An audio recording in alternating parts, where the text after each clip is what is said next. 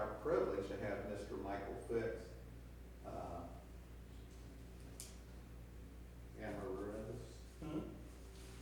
Professor Emeritus. Professor Emeritus of Geology, Physics Department, University of Missouri, St. Louis. Professor Fix earned his bachelor's and master's degree from Washington University Department of Earth and Planetary Science in 1972 and 75 respectively.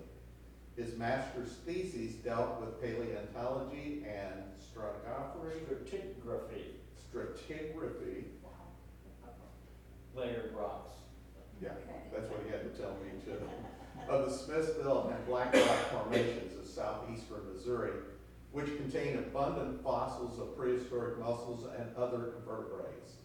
He began teaching at St. Louis Community College at Florissant Valley in 1973 and has been a member of the UMSL Physics Facility since 1976 and has responsibilities for teaching all the geology classes and labs that are offered through the department since 1986.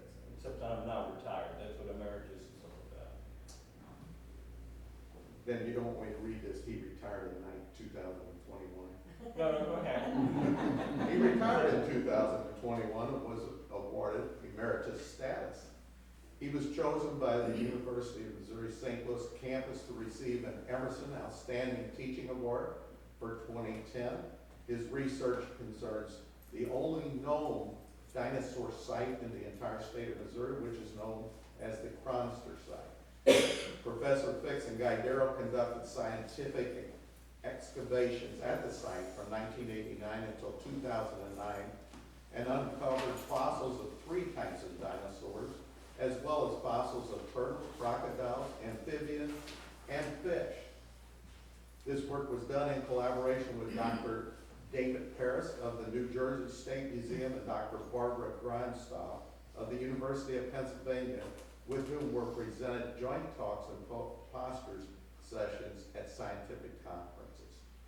Professor Fix has continued to work in collaboration with Dr. Pete Makovicky of the University of Minnesota and a crew from the Field Museum of Chicago who took over the excavation site at the Chronister site in 2017. And they're going to be coming back down to do some more digging in May of this year. Does that understand? Is May? Yeah, he said he wants to come down on May 2nd. We just got the email a few days ago. Great. He's a member of the Society of Vertebrate Paleontology and the Eastern Missouri Society for Paleontology. He's a member of the board of the directors of the Missouri Ozark Dinosaur Project, that is a 501c3 tax-exempt corporation that supervises excavation at the Chronister site and oversees the maintenance of it. Dr. Fix is one of the main people that was involved with that. That site has been turned over to the MODAP, which is Missouri Ozark Dinosaur Project, and it's been leased to the St. Genevieve Museum. So, right. We should also mention Bruce Stinchcomb, who, if it were not for him, the dinosaur site might well have ended up being developed. He purchased the site back in the 1970s and has preserved it for research. He has now deeded it to MODAP. And we're having a special day in his honor on the 29th here, Bruce Stinchcomb Appreciation Day. Because for one, I wouldn't have gone into geology and paleontology if it hadn't been for that's Bruce. the same thing with Guy. Right, exactly. He's Guy inspired Darrow. so He many inspired people. Guy Darrow for the same reason, and a very impressive individual. Professor Fix is affiliated with the St. Genevieve Museum Learning Center, where he has provided text for some exhibits and regularly works on the preparation of dinosaur fossils from the Chronister site in the fossil preparation room downstairs, where members of the public can observe his work and ask questions. Currently, he is beginning work on a book about that Chronister site aimed at general audience. So this is Professor Fix. We're very lucky to have him. Before we get started, I just want to introduce to you our office manager, Abigail Kern. Abigail Kern makes this happen, and making sure that this place runs. Yeah, so if you're not already a member of the museum and you paid to get in today and you would like to buy a membership, again, members always get in free, so that's a whole year of free admission. We have these lecture series at least once or twice a month, including some others that we're planning So if you'd like to be interested in buying a membership to the museum, you will get $10 off your membership today. Assuming you're not already a member, in which case you already got it. So stated. So now let's turn this over to Mr. Professor Phillips. Thank you for coming. Well, I'm retired from teaching, so this will be my first opportunity to address a group of people since my retirement, and something I was hoping to be able to do in my retirement, because I much prefer addressing groups such as yourself, because you're not a captive audience. You're here because you want to be here. You're not going to be playing with your cell phone, doing video games or whatever, which is some of the stuff that we had to put up with in classrooms. So I've always liked doing public talks. This is only the second time I've ever given a talk on this subject, and the first time I actually had a PowerPoint presentation. The last time I did one was back, I think in the 1980s or 90s, to the Missouri Historical Society at the History Museum in Forest Park in St. Louis. And so I had to spend quite a lot of time putting this together, and I've been researching for the last month, so hopefully this will not be too bad. And I brought in some of the books that I use as source material. And there's more than what I've got here that have been published, but the first book that I ever read on the subject of the New Madrid earthquakes is this one. The New Madrid earthquakes is the title, and the author of this book is not a scientist, he's a historian. And this was published originally by the University of Missouri Press. Apparently it's now been taken over by a private press, the same ones that published these two books,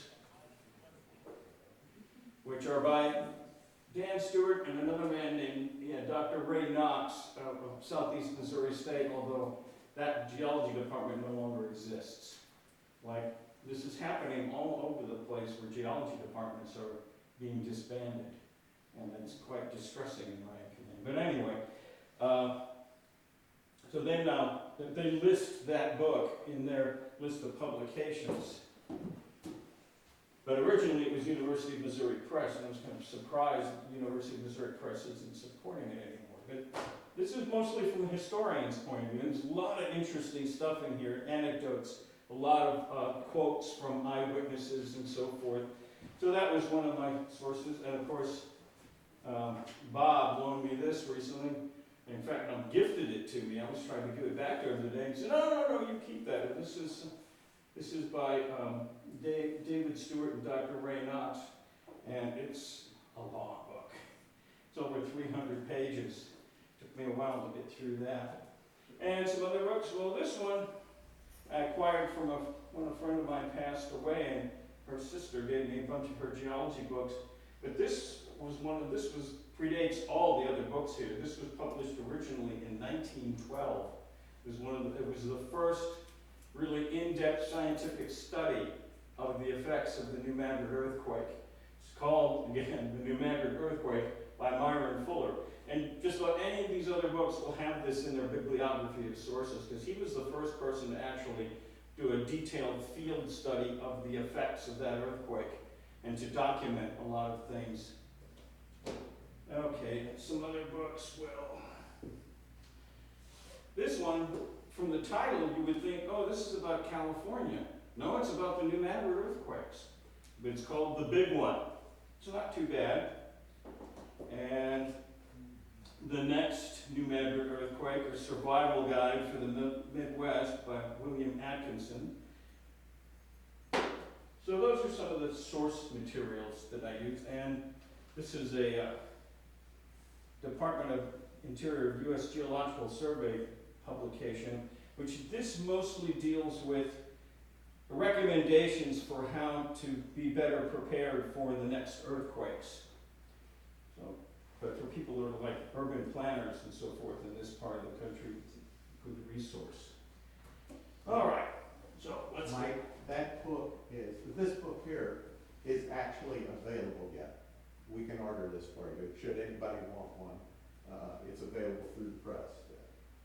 Yeah, and this is another book by the same two authors. This is essentially kind of a field trip guidebook with photographs and road logs and so forth to places that you can go in southeastern Missouri and adjacent areas and adjacent states to see evidence that still exists, and still see things that are remnants from that series of earthquakes. Okay. All right. This is a woodcut from a book that was published, I think, in the 1850s, showing pandemonium, people fleeing their log cabins, which are in the process of toppling over.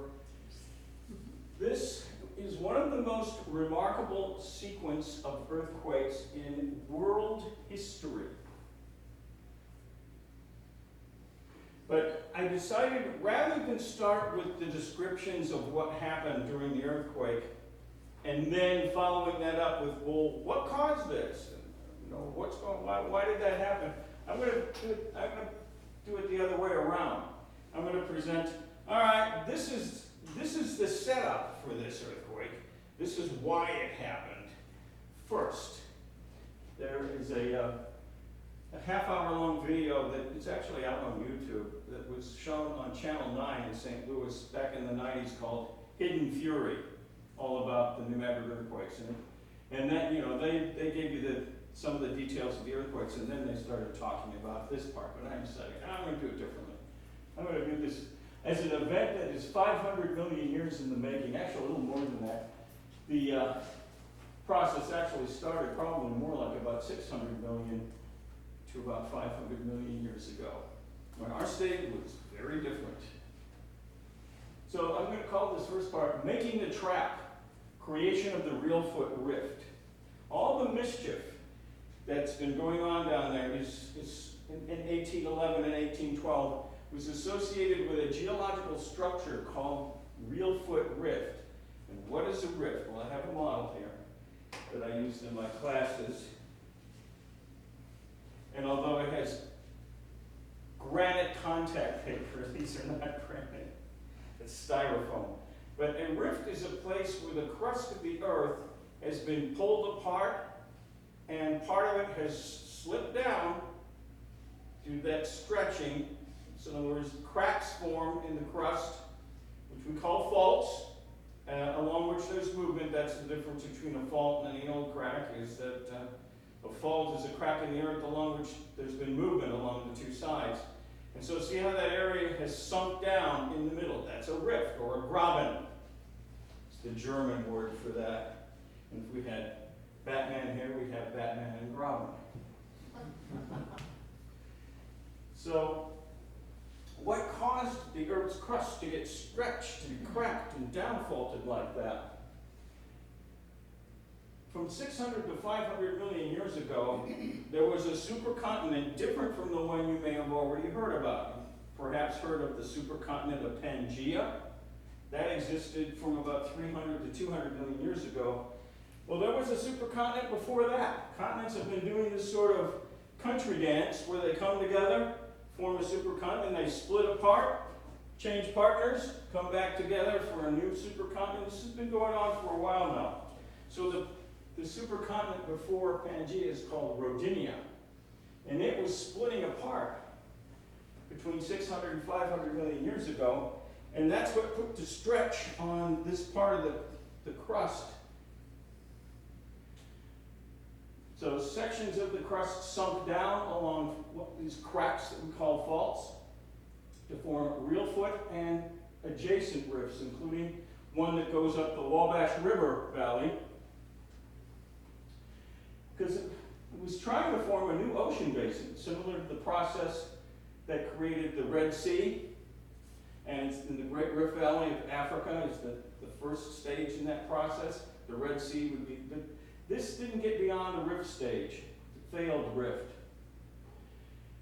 Then in the Paleozoic, which from about, say, 542 million to about 251 million years ago, the sea came in and the sea went out multiple times and flooded that rift and filled it up with sediments. It then became sedimentary rocks like limestone, sandstones, shales.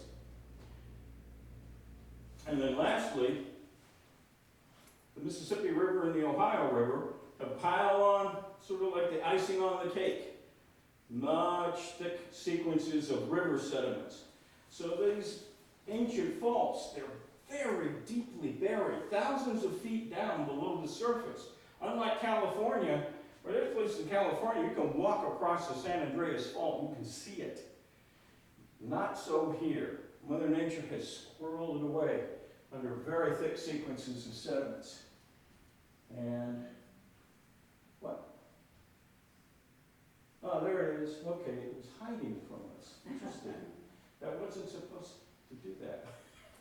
Oh well, this is an animation showing the events that I just described in text as an animated video. So the crust was being stretched and it sank down, and this had a bunch of other things that it was going to show you, but oh well, it's not working. I'll try again, but now some incompatibility issue. Okay. Worked on my computer at home. So here we see the finished product, real foot rip. Here you can see southeastern Missouri, northeastern Arkansas, adjacent portions, that's southern Illinois, Kentucky, Tennessee. And this is what's below that area. There's these ancient faults. Now, the second supercontinent, that one came along, existed between 300 and 200 million years ago. And that's called the supercontinent of Pangaea, where all the continents of the world are all in a big puppy pile. That started splitting apart about 200 million years ago, basically in the beginning of the Jurassic period. And those pieces have then moved. In the case of North America, it followed the advice of Horace Greeley, what did Horace Greeley famously say? Go west. Go west, that's right. Well, North America has been drifting westwards. And this has kind of put compression, which is the opposite of stretching, it's the squeezing. This compression is acting on those ancient faults. Think of those deeply buried faults as like an old sports injury, that when you put stress on it, it acts up and you get pain. It's sort of like that. So the old faults of the Real Foot Rift and the adjacent rifts, which includes the one that goes up the Wabash River Valley, that squeezing force has been building up strain on those faults. And there's a limit to how much of that strain energy you can build up along a fault.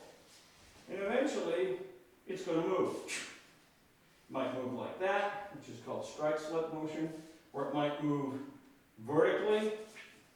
That's called a reverse fault. Both of those kind of motions, and by the way, occur down in the Boot Heel in Missouri. Or it can slip down like that. That's how you form a rift. It's called the normal fault. So here's a sketch. So there's those ancient faults that are thousands of feet below the surface in what's called the basement rocks, which just means those are very old parts of the crust here. And then there's your sedimentary rocks on top, and then your Mississippi and Ohio River sediments on top of that. And then there's your compression. So that's the reigning hypothesis for what's going on there. And in fact, later I'll talk a little bit more about that. So this is based on the San Andreas Fault in California. Strain builds up and then suddenly it's released. And that's called elastic rebound. So the rocks on either side are being bent and distorted, but it's locked, it's stuck there along the fault until finally it overcomes the friction and it slips. And that's the point at which energy that's been stored up over a long period of time is released. The trap is sprung. So now we are at 1811, 1812. The first big quake occurred on December the 16th, which by the way is Beethoven's birthday. I learned that from the Peanuts comic strip. Schrader would always celebrate Beethoven's birthday. Anyway, I don't think Beethoven had anything to do with the earthquake, although his music can be very tempestuous. So everybody was asleep. Everything seemed perfectly fine and normal. It was a clear night. And, of course, it's winter, so it's chilly. 2 o'clock in the morning, people were, in some cases, thrown out of bed. Difficult standing up. Chimneys were collapsing. People were totally confused, which you would expect for something like that. Scared. They ran outdoors. But that wasn't the end of it. There were what we call aftershocks, which are lesser quakes that follow a big one, that occurred throughout the night to such an extent that a lot of people wouldn't go back inside. They were just too freaked. Then about 7 o'clock in the morning, right around dawn, another big one hit. Not as big as the first one, but pretty darn big. And then yet another about 11. And many, many other lesser quakes going on for days that followed. Now, this first sequence of quakes is thought to have originated approximately 65 miles southwest of New Madrid, which, of course, this is Missouri. We don't ever pronounce anything the way it's supposed to be. This was originally part of the Spanish Empire, so that really should be New Madrid, just like Cairo, Illinois should be Cairo. But we love to change things. But anyway, Martree, Arkansas is the closest modern town. There was no Martree in those days. And a bunch of towns that were around in those days were destroyed by this series, because this is just the opening salvo. And as I said, people stayed outdoors in freezing cold rather than risking being in their damaged homes. And there were a lot of people that would not go back in a building for a long time afterwards. They slept in tents in the wintertime, or they made ramshackle shacks out of light materials that if it fell down, they wouldn't have to be so worried about it. All right, so a little over a month later, January 23rd, and this one I think hit about 9 o'clock in the morning. Yeah. This one was about as big as the first earthquake. And again, totally freaked people out. And that's estimated to have been further north and therefore closer to New Madrid, present day Carruthersville. There was no Carruthersville in those days. It was the closest present day town to where they think that one was located. And then, as though that wasn't bad enough, and things seemed to settle down. But then in early February, the big one. The people at the time, some of them called it the hard shock.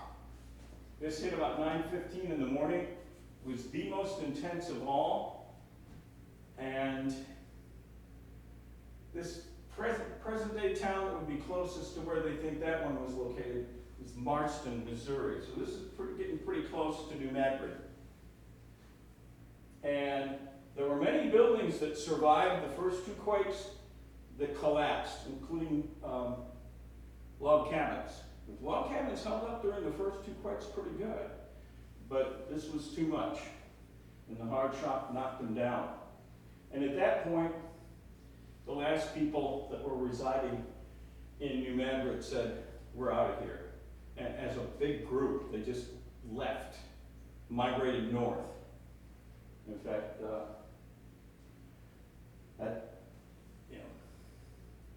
that's that same woodcut. So New Madrid abandoned en masse by those who had not already left, except there were apparently some Frenchmen who were very stubborn and wouldn't go. And they were living in tents down near the river, and they were about the only people that didn't. New Madrid was destroyed shortly afterwards by the river, so they didn't hang around indefinitely. The town you see today is a totally different town from the town that existed in 1811, 1812. Now, there was a gentleman in Louisville, Kentucky, named Jared Brooks, who was an engineer, And he actually built, they're not true modern seismic instruments, but he had some that used pendulums and some that used springs for vertical motions of the ground that were sensitive and could pick up quakes that he couldn't feel.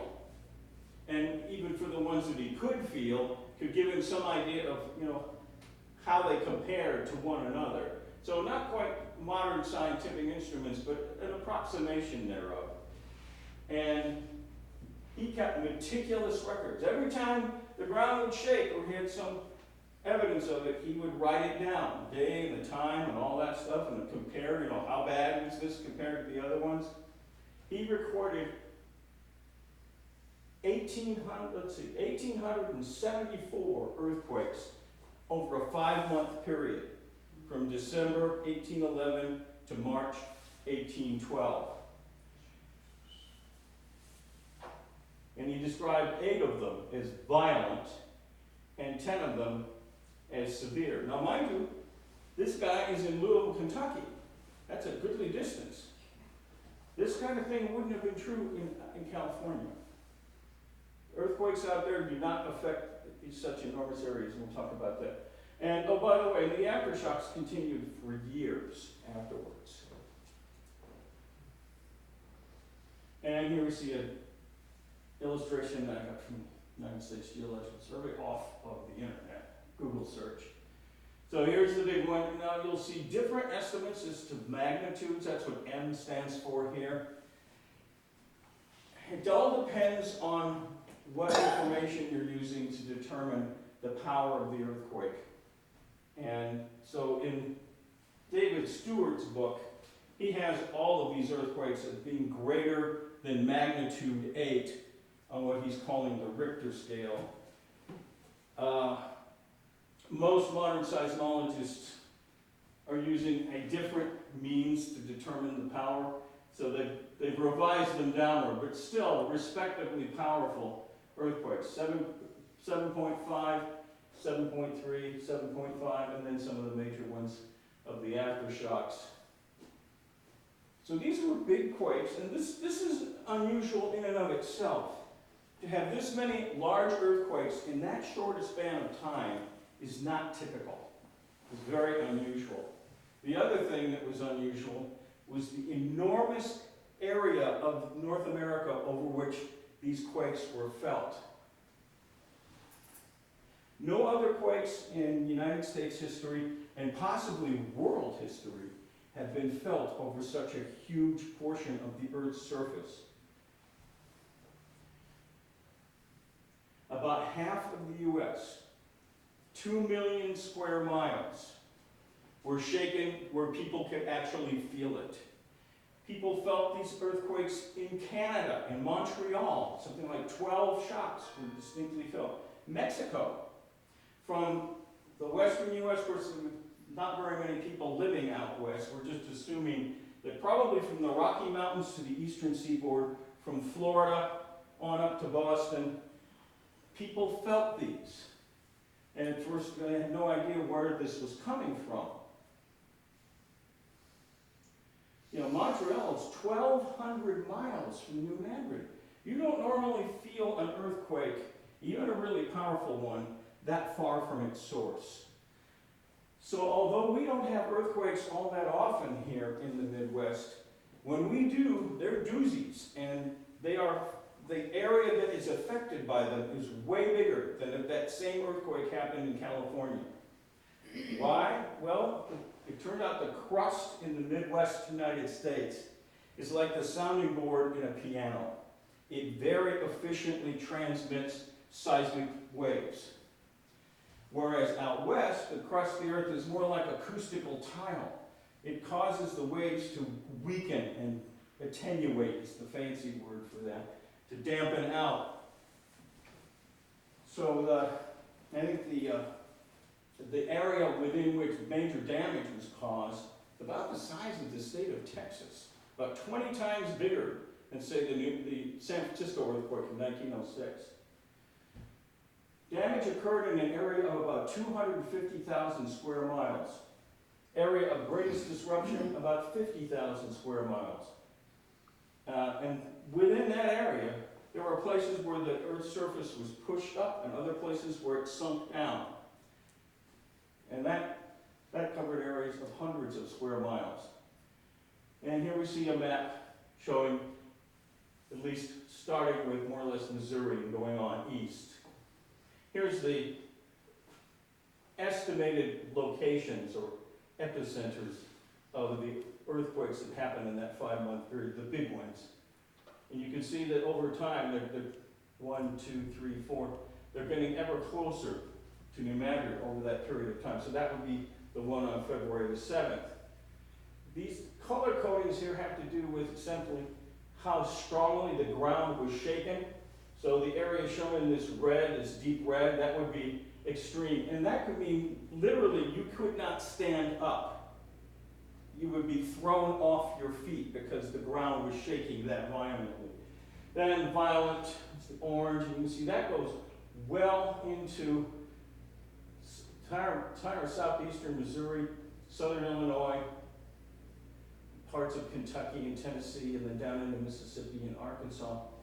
And then this one, very strong, that goes way over here to Lexington, Kentucky, Springfield, Illinois, St. Louis. Chimneys were knocked down in many, many areas of the Midwest, including St. Louis, Cincinnati, here, St. Genevieve. Houses would have lost chimneys. And then moderate shaking way out here, Milwaukee. Well, there was no Milwaukee, but Detroit was there, and they felt it in Detroit. In Charleston, South Carolina, and rang the bells of St. Philip's Church so violently that people thought there was a fire. Because that's what they do. When there was a fire, they would ring the church bells because everybody would come out and fight the fire. And it was felt in Washington, D.C., where people thought they were being burgled. Because remember, this is the middle of the night, so they were asleep, the first one. Felt in Boston, it rang church bells in Boston, and of course, as I said, it was felt in Montreal, Canada. So that's just extraordinary. Now, what did this do to the, I'm going to have effects on the land, effects on the river, and some other things. One of the things were the sounds that were being, and there was a wide range of sounds. And I've got a passage here. I think I'll skip the first one, go to the second one. People's descriptions, eyewitness accounts. Here it is. The sounds, sights, and smells of the earthquake contributed to the terror. The sounds in particular were so varied they were difficult to distinguish. The cracking and crashing of trees, the cries of wildfowl, the rush of wind where there was no wind, explosions, an ominous subterranean rumble, a roaring, rushing, hissing, or whistling noise were all variously reported. Fuller, who's the gentleman who did that study back in 1912,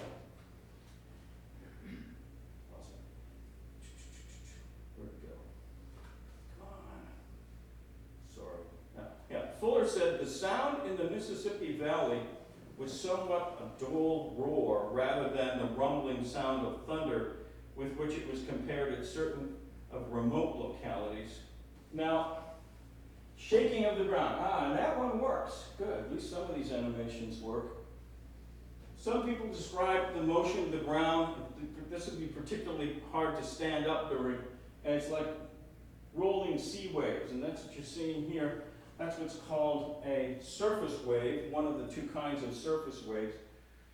And it does indeed cause the ground to roll. And in fact, eyewitnesses said some of these waves were like 3 feet high. Really super powerful earthquakes can make waves on the Earth's surface that are that big. And naturally that would be very destructive. Then there is another kind of wave that's a shimmy, shimmy, cocoa pop kind of motion. That's another type of surface wave. And there's other kinds of waves as well. But, so some people did describe the ground as shifting from side to side as much as a foot. And that would probably be what are called the love waves. Now there's some other kinds of waves that are interesting too, but we'll stick with that. And another thing that happened that there were many eyewitness accounts of is what's called spontaneous liquefaction. And pretty much the entire boot heel is subject to this kind of phenomenon. Any floodplain area is prone to this during powerful earthquakes. And what that is, most often it's caused by you have layers of sand below the surface which are saturated with water, and then on top of that you have a more consolidated material like a layer of clay that acts as kind of a lid.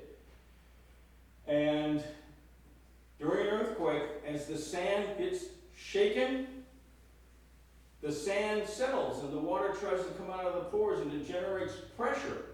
And this can break through to the surface. And when it does, it can sometimes just sort of bubble up, or in other cases, it can literally shoot sometimes as much as 30 feet into the air like a geyser. And that's called a sand blow. If it just kind of bubbles up out of the ground, that's called a sand boil. And I have video of that. Big earthquake that hit Japan in 2010. There was a guy out for a walk in a park who took this video. Uh-oh, will it work? Well, this is just right now, it's a still, but that actually is a video. Let's see if it runs. No, it doesn't. But you can see the water gushing up out of the ground. And there's usually a mix of water and sand. Afterwards, you may have what look like little sand volcanoes. Many of this sort of thing was happening in southeast Missouri. Now, what caused that, as I say, you've got loosely packed, saturated sand with well-packed material on top, and it breaks through. It comes erupting up to the surface, and then you'll get that sand volcano. Down in Boot Hill, Missouri, if you fly over that in an aircraft, you will see all these light-colored patches of sand that all erupted to the surface during the earthquakes through this process of spontaneous liquefaction. And by the way, if you had a structure built on top of that, it would sink. So buildings will sink and tilt, so forth. Sometimes things buried in the ground will pop up to the surface, like storage tanks or even coffins.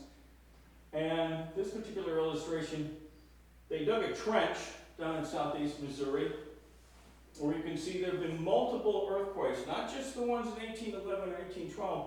There's evidence of one that occurred in AD 900. You say, well, how did they know it happened in AD 900?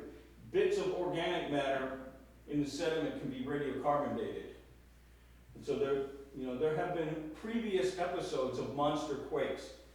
The really, really big ones seem to happen on a time scale of maybe every 500 to 900 years. So we're not due for one for a while. But here's one that happened in AD 900. You can see that came up through a fissure. And then here's a secondary one that happened during, whoops. Oh, I forgot about, you can't touch these screens. I never had a classroom with a smartboard in it, so no little toka, don't touch it. But that's a sand blow from 1811, 1812. Now, when the sand comes erupting up to the surface, not uncommonly, the surface will sink because it's essentially coming up and the surface is going to sink because you're draining stuff out of the ground. And this oftentimes forms circular depressions, craters. These can be sometimes more than 50 feet in diameter and maybe 20, 30 feet deep. And a lot of times those filled with water very quickly. In other cases, cracks opened up in the ground and water and sand came erupting out. And again, the ground surface would sink in conjunction with that. This is oops, don't touch the screen, Mike. This is not from southeast Missouri. This is from out in Idaho. And but this is apparently triggered by an earthquake. And you can see that it looks like a bomb crater. As I say, these craters and the fissures typically quickly filled with sand and water. Sometimes land would sink along fault-like fissures. You essentially have two cracks, essentially just like my model here. As the sand was erupting to the surface, an area in between would sink down like that. Many of those ended up being lakes or ponds or swamps. And this phenomenon destroyed the entire town of Little Prairie, Missouri. It's gone. people were lucky to get out with their lives. Because as the ground cracked open, it started sinking and water and sand came rushing up. And so these people were wading, in some cases for miles, through water that was about waist deep. And every once in a while they would blunder over one of these cracks, and which would be deeper. So it was a nightmare. It was cold, although apparently the water itself coming up out of the ground was described as lukewarm. We still don't know exactly why. And so they finally, on the 24th of December, arrived, which is of course Christmas Eve, in New Madrid, thinking that New Madrid was going to be in better shape. Well, it was somewhat, but still, they didn't expect the earthquake to have had any effect in New Madrid, but it did, of course. But another thing that can be triggered by spontaneous liquefaction is landslides. And there were many massive landslides that were associated with this earthquake. And when the banks of the river would collapse, this would create great waves on the river, and a lot of boats got swamped. And it's thought that there were probably a number of Native American communities which were destroyed during this period, for which there were no records. But it was not an uncommon practice for Native Americans to have their villages next to the river. Now, a bank collapse entirely destroyed the town of Point Pleasant. And that was the January 23rd earthquake that did that. Essentially, the whole section of the river, there was a bend there, so it formed a point, and that whole point just slid into the river. Now, there were also instances of portions of the land which did just the reverse, which were pushed up.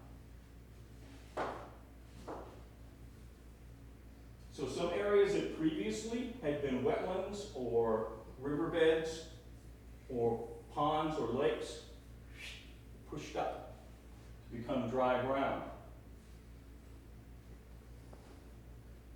And in fact, how many people here have heard about Reelfoot Lake in Tennessee? Reelfoot Lake did not exist before this earthquake. It is the biggest lasting memory of that earthquake. But what happened is, a portion of the Earth's crust got pushed up like that. The sediments got warped into called an anticline.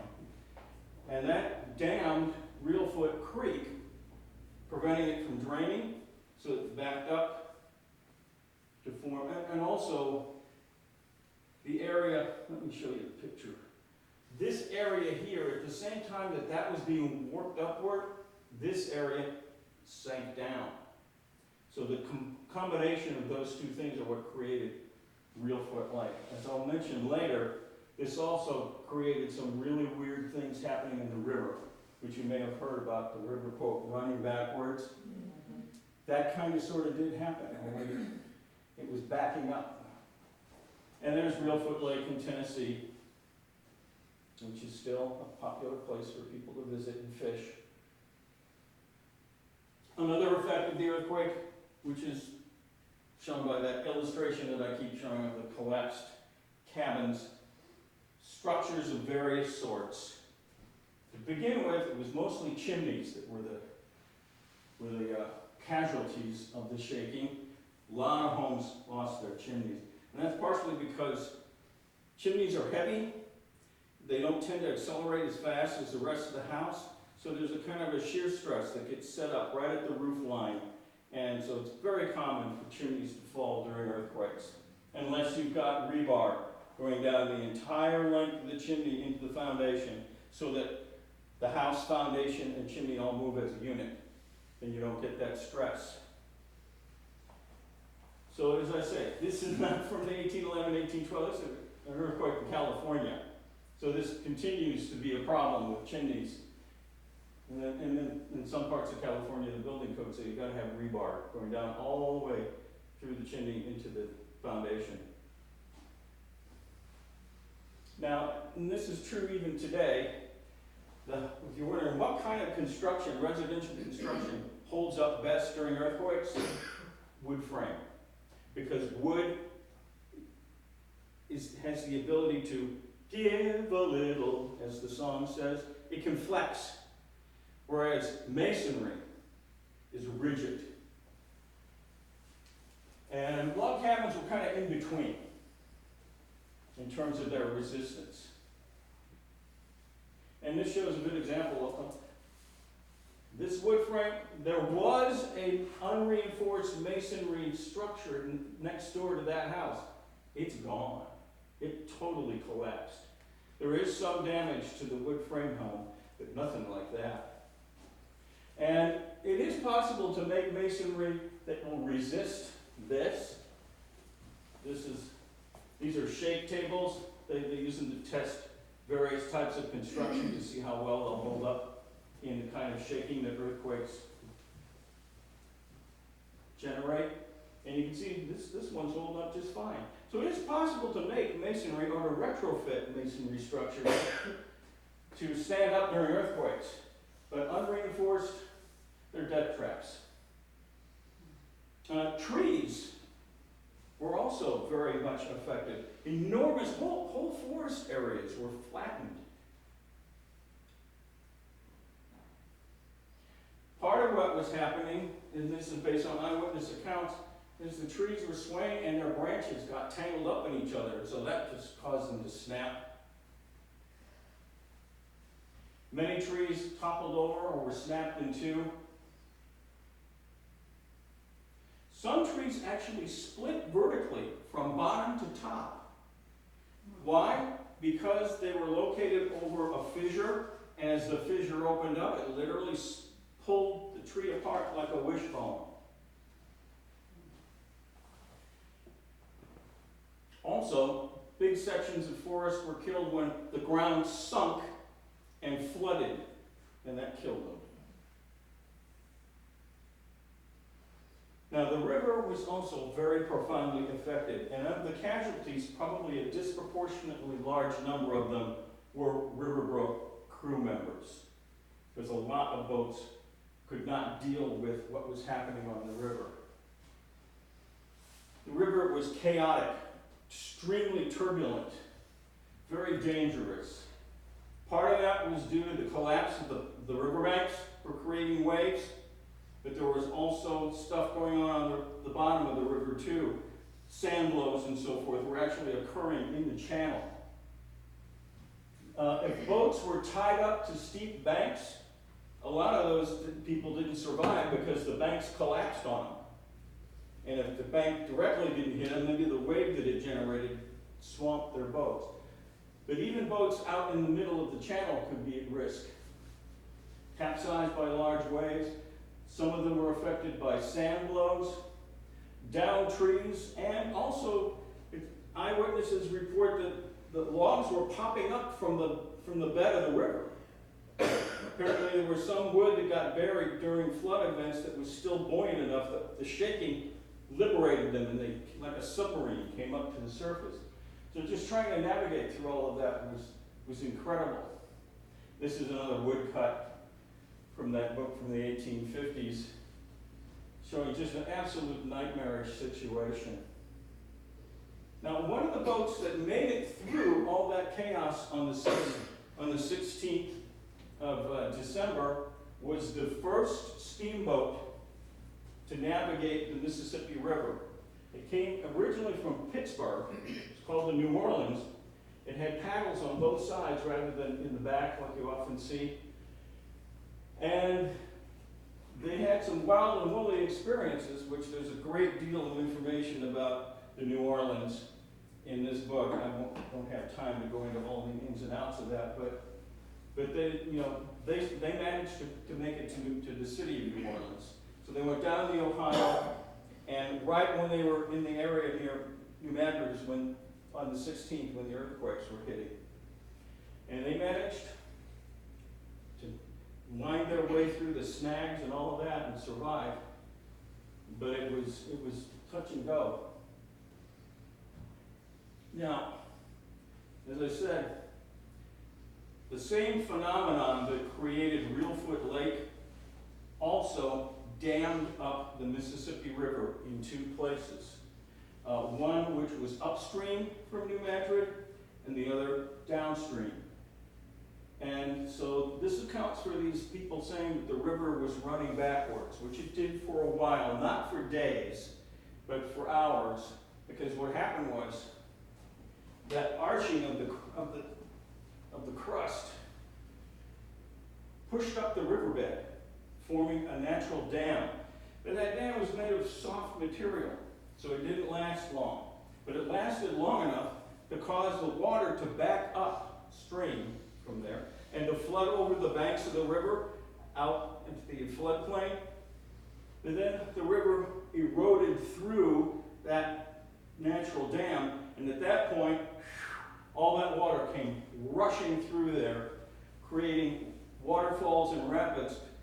Compared to the falls of the Ohio, a drop of about, say, 20 feet over a distance of about 2 miles is what you get on the falls of the Ohio. And there were boats that tried to shoot the rapids and they didn't make it. So that was from the last of the big earthquakes. Oops. So this is the line along which the crust was warped. And so that was where one of the dams was, and that's the one that's in the Madrid there.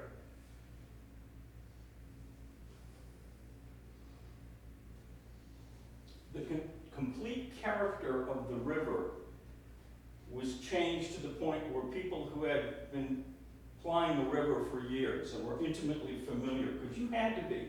In those days, there was no Corps of Engineers that was going to maintain the river for you. So they had to know that river really, really well. And there were actually guides. There was one by a guy named Zadok that would describe all the things to look out for on the river. All the snags, all the places where the river was too shallow and so forth. That all went in the wastebasket during the earthquakes. Everything was changed. So people who had great familiarity were totally confused. They weren't sure how to deal with it. As I said, vast numbers of trees were precipitated into the channel. Some of them were standing upright, and they called those planters. Others were tilted at an angle, so it might just look like a branch sticking out, but those are called sawyers, because I think that's where Tom Sawyer, the name, comes from, because as you know, Samuel Clemens was a riverboat man. And those could literally saw through your boat, or you could impale on them. So and there were snags that were, in some cases, almost completely across the river, from one bank to the other. So this is an illustration. I don't know whether it's related to the New Madrid earthquake, but it popped up a lot on the Google image search. It shows a boat in one of these snags completely destroyed. These are steamboats, so this would have to have been, because those problems persisted for many years after the earthquake. It took them a long time to clear all those snags out. Now, as I said, the banks of the river were frequently collapsing and subsiding, and that combined with uplift of parts of the riverbed formed new sandbars. So as I say, people that were used to where the sandbars were supposed to be and so forth, suddenly there were sandbars that weren't there before. Another thing that happened was whole islands disappeared during the earthquakes. 2 islands disappeared. And in one case, one of those islands had pirates on it. And I'm going to read that. Pirates, here we go. There was a captain named Captain Sarpy of St. Louis who was heading down the river with his cargo. And I'll just read, this is a quote. They tied up at this island on the evening of the 15th of December, 1811. And looking around, they found that a party of river pirates occupied part of the island and were expecting Sarpy with the intention of robbing him. As soon as Sarpy found that out, he quietly dropped lower down the river the night of the earthquake. And the next morning, when the accompanying haziness disappeared, the island could no longer be seen. It had been utterly destroyed, as well as its pirate inhabitants. So as they say, it's an ill wind that blows no good.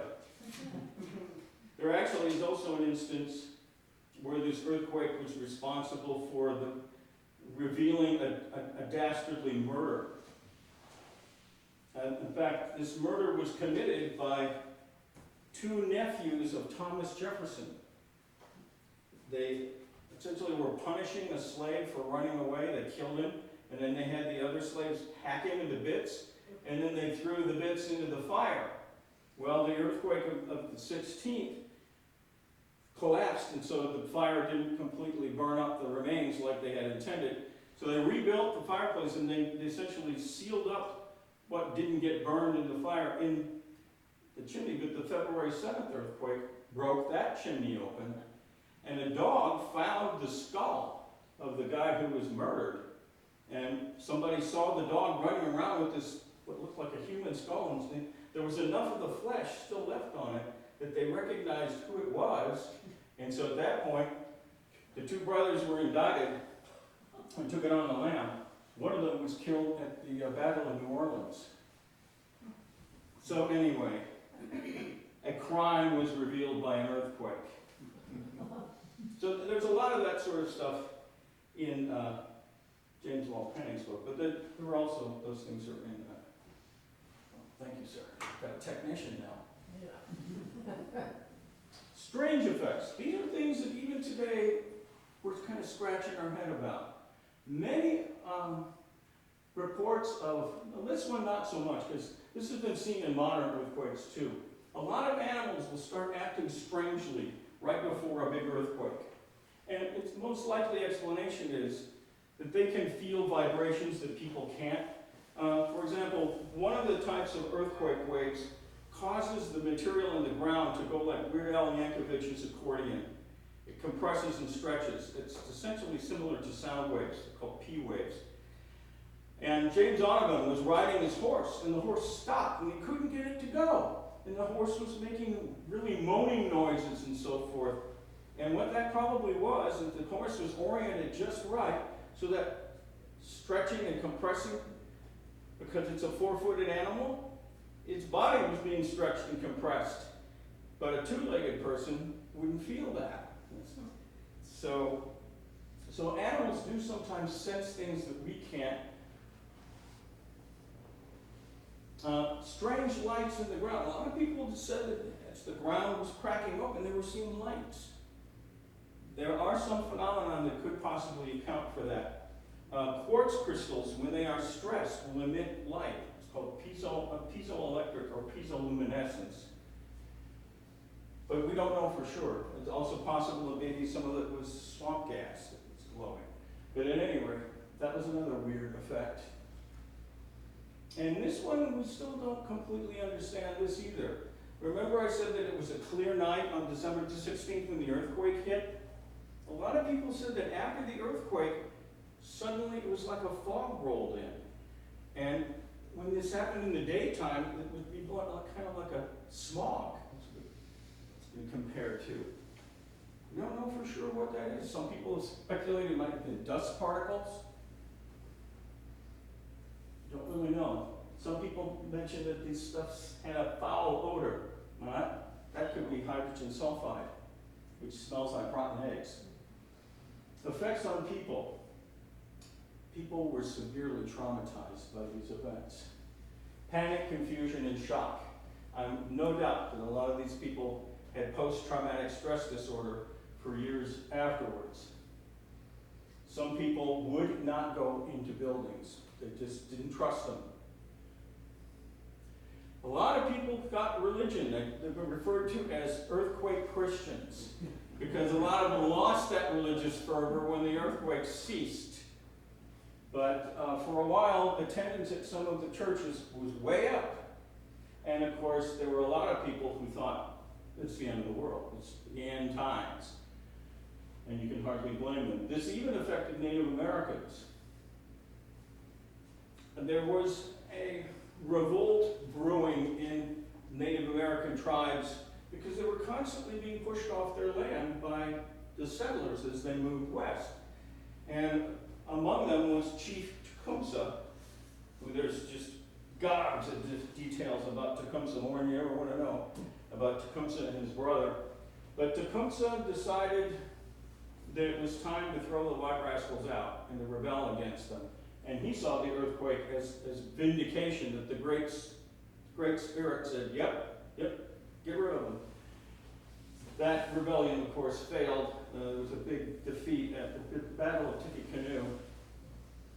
But then there were others that thought that the Great Spirit was displeased with them. And so there were some of them that were into mortification. Others, they actually killed people, making scapegoats of them, accusing them of, you're a bad person, it's your fault that this happened. And so a lot of strange things can happen to people during earthquakes. Present seismic activity. There's still stuff going on down in the boot heel. Maybe some of you have personally felt vibrations of the ground in your lifetime. I've felt a couple of them.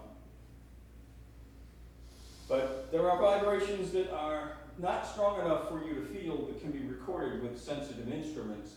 And there's earthquakes going on down there. There's several every week. But most of them are too weak to be felt. But every once in a while there'll be one that is perceptible. Now, the zone where these earthquakes is occurring today, the vast majority of the earthquakes are in a zone that forms a kind of a zigzag, starts in northeast Arkansas near Mark Tree, extends in a northeasterly direction into southeast Missouri, then it has like a right angle jog to it, a dog leg. There's also faults that extend into the Wabash River area and in between the New Madrid area and that. So it's an interconnected series of areas where earthquakes are generated. Now the last big quake happened, trick or treat, on October 31st, 1895, and that's estimated to have been a 6.7. Since then, the biggest earthquake to happen is a 5.5, and I personally experienced that one on November the 9th, 1968. I was out in my parents' backyard raking up sweet gum balls. And I found that something happened to me mentally that's only happened one other time in my life. I was stupefied. I just, for a while, stood there going, huh? Because at no time in my life had the ground moved under my feet, and my brain simply didn't know how to process it for a few seconds. Then I finally realized that it was an earthquake, and then I got kind of excited. Oh, hey, it's an earthquake. And then I saw the tree branches going like this, and the power lines going like, oh, we'd be killed. So you go through different levels of awareness. The only other time I've been stupefied like that was when I went to the Grand Canyon for the first time. Anybody here been to the Grand Canyon? Mm-hmm. What people that haven't been there don't realize is you can't see into the canyon until you're literally right on the edge of it. The land around there is so darn flat. It's a Colorado plateau. And suddenly this thing just looms in front of you out of nowhere. And my brain just went, huh? So, as I say, the most powerful recent quakes have originated in an interesting thing. That quake in 1968 that I experienced, that was not in the New Madrid seismic zone. It was in the Wabash River. It's essentially southeastern Illinois, near the Indiana border. And that's been pretty much where the most powerful quake that we felt in St. Louis. Now, you probably felt some down in southeast Missouri, like Syston area and so forth. They'll have quakes that people feel. But that was the biggest one. That was a 5.5 on the magnitude scale. And so here we see there's that first spur that goes from near Mark Tree, Arkansas. Each one of these circles is an earthquake. And then see how it's got that dogleg, and then it continues on. But here's the one over here, the Wabash Valley seismic zone. And then there's kind of a zone that connects the two. And so by using techniques that have been used in oil exploration, where they can set off explosive charges on the surface. And it's kind of like an ultrasound for the ground. The seismic waves that are generated by the explosions travel down and then they bounce back up, so it's a lot like sonar. And you can actually map out features below the surface. So that's how they figured out where the real foot rift is. So there's the rift. And then these, as I say, these are earthquake locations, except the stars, those are the historic earthquakes. December 16th, January 23rd, and February 7th, 1811, 1812.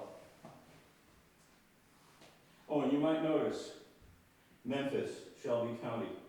That's the biggest city that is near ground zero. And that is the city that is most at threat right now.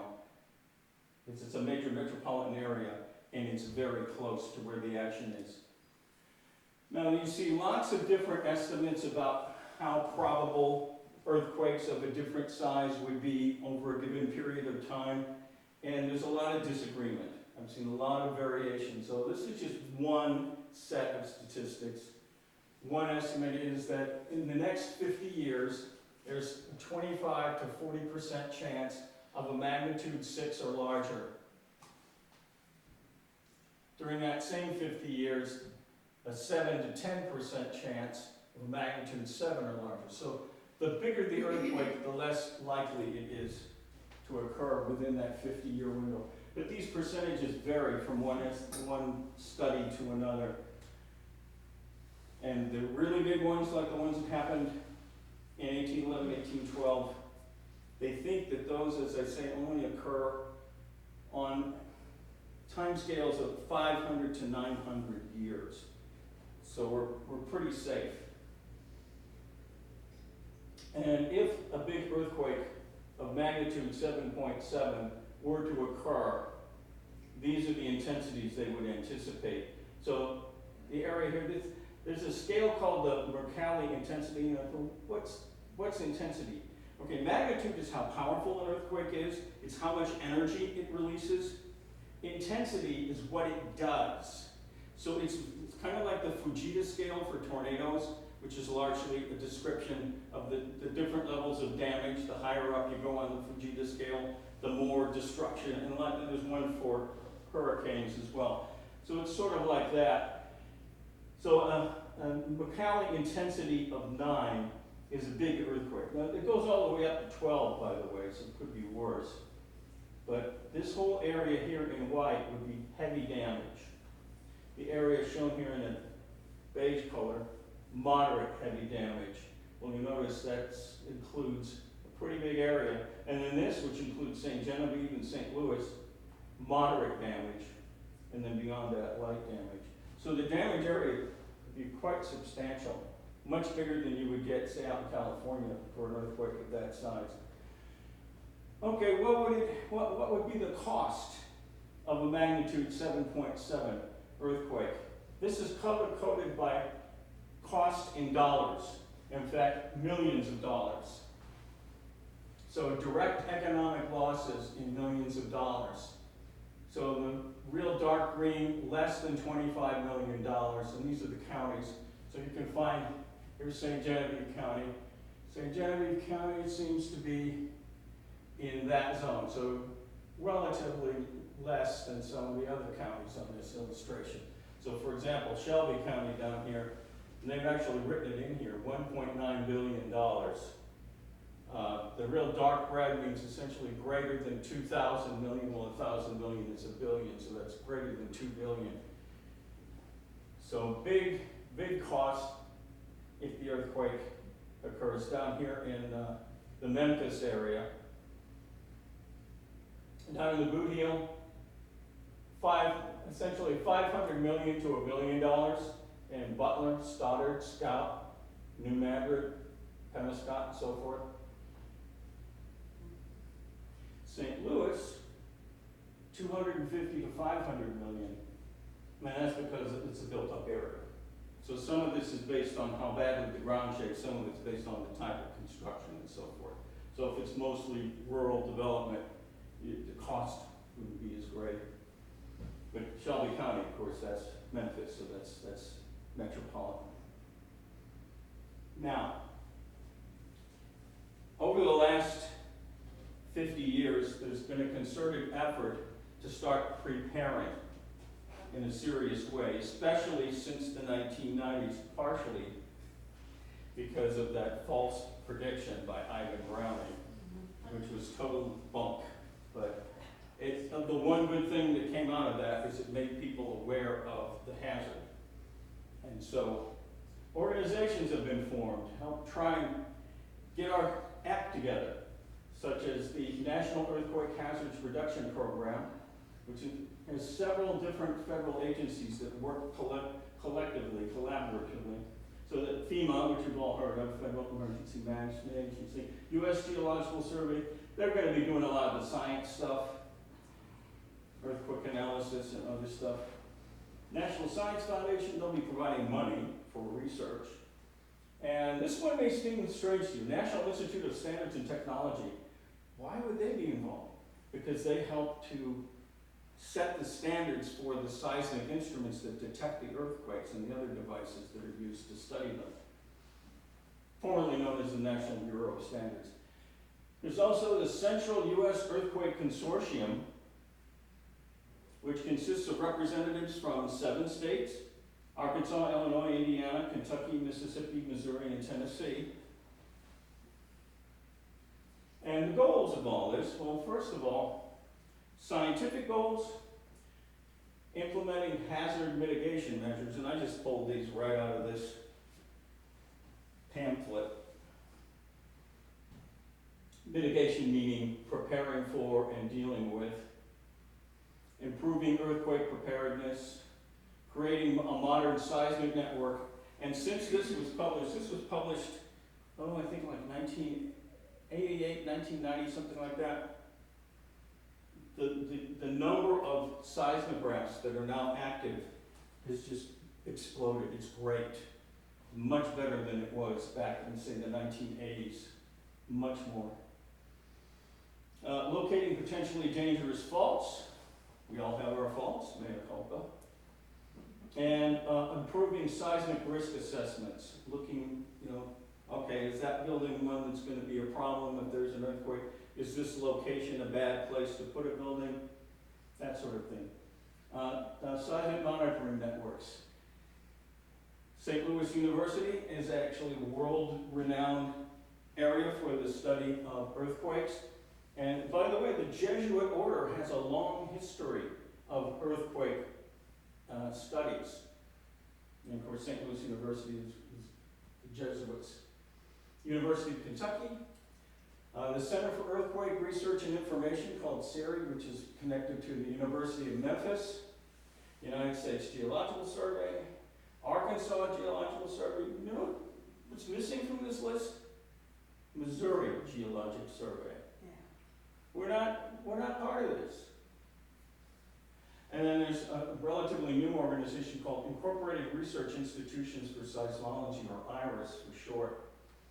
And each one of these symbols you see here is a seismometer, which is a device that detects movement of the ground. And these are the institutions. I won't go through all of this, but trust me, 30 years ago, there weren't nearly this many. So things have improved in that respect. This is from University of Memphis's website. Hazard mitigation is another goal of these organizations. Improving building codes and siting practices.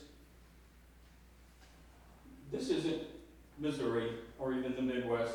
This is Armenia in Europe, which was part of the Soviet Union in 1988. An earthquake engineer who was visiting this area after this terrible earthquake. Over 20,000 people died. And he coined a phrase that you hear all the time now. Earthquakes don't kill people, buildings do. The Soviet government put these death traps up where the floors were not very well attached to the walls. During the earthquake, the floors separated from the walls and the buildings pancaked and just crushed tens of thousands of people to death. So it is possible to design buildings to resist the kind of forces that earthquakes generate, and in some cases to retrofit them. Siting, what does that mean? It means there are some places where it's a really bad idea to build, but if you're going to build, you better have certain provision. This is the result of an earthquake that happened during the 1989 World Series in San Francisco. The Loma Prieta earthquake, as it's called.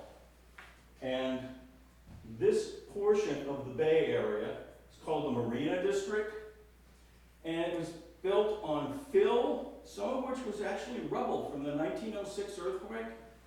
Other was sediment that they dredged up out of San Francisco Bay to level it out. It was already known after the 1906 earthquake that that kind of stuff is terrible to build on. And this is what happened is it's loose material. So the seismic waves, when they hit that loose stuff, that unconsolidated stuff, they slow down, and that makes the waves get bigger. And so the shaking in the Marina District was way worse than it was in other parts of the Bay Area where the buildings were built on solid bedrock. So if you're going to build a structure in an area that has that kind of loose crap, which there's just a huge amount of down in the boot heel, all those river sediments, that's just an accident waiting to happen. You need to have foundation piers that go all the way down to bedrock. That way, you're not going to be affected by this. And liquefaction is another thing that can go hand in hand with that sort of situation. This is liquefaction. This is Mexico City, 1985. Mexico City is built on what used to be a swamp and a lake. So a lot of liquefaction occurs during big earthquakes. And look at that building, it just fell over. Wow. That kind of thing could happen down in the boot heel.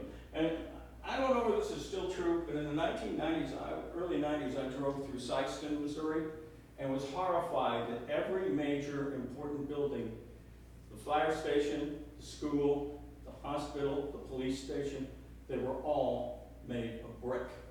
And if those are not properly reinforced, your first responders are going to be cut off. Now, it's one of the things, and this is not something your average homeowner can afford. Maybe Bill Gates could, but not you and I. But this is what's called a base isolation unit. It's a shock absorber for a building. I know of one building in St. Louis that has these. It's at the corner of Shaw and Vandervetter. It's the Missouri Botanical Gardens Plant Science Research Building. And it's put on top of these base isolation units. It's alternating layers of rubber and metal, sometimes lead, in this case steel. And it's kind of like a slinky. During the earthquake, the ground moves, but the building scarcely moves at all. So there are ways to make buildings ride these things out like a surfer. And this shows some of the, for tall buildings in particular, tall buildings, the upper parts sway, and so you have to take that into consideration so that they're more subject to certain kinds of damage.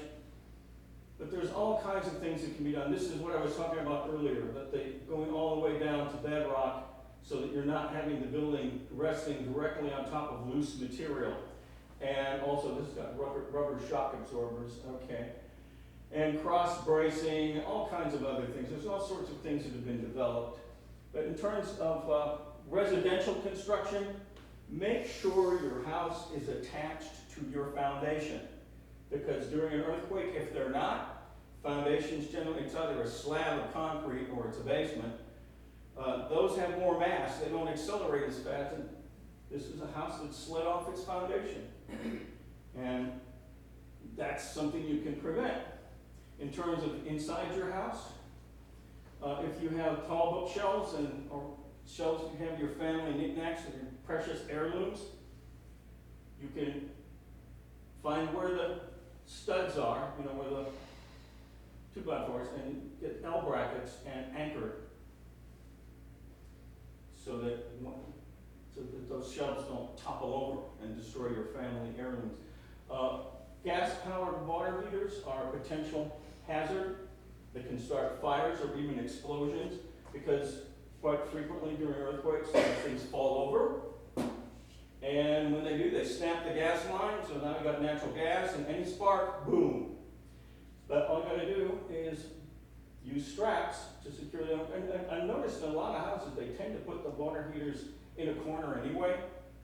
That's how it is in the basement in the house that I rent. So, I'll probably get on my landlord to do that at some point. Except, he's already told me I gotta be out of there by the end of November of this year, so I'm thinking about moving down here. So yeah, educating the public about earthquake mitigation measures. There's all kinds of information out on the internet that you can get. Tips about, what to do to make your house more safe in an earthquake situation, what to do during the earthquake and after and so forth. Another thing that they're working on is improving public response to quakes through preparedness planning. And then finally, to finish up, there is an awareness now in New Madrid that there were, believe it or not, prior to the 1980s, people down there didn't know about the earthquakes. Part of it was kind of like the movie Jaws, where the mayor wanted to play down the shark thing.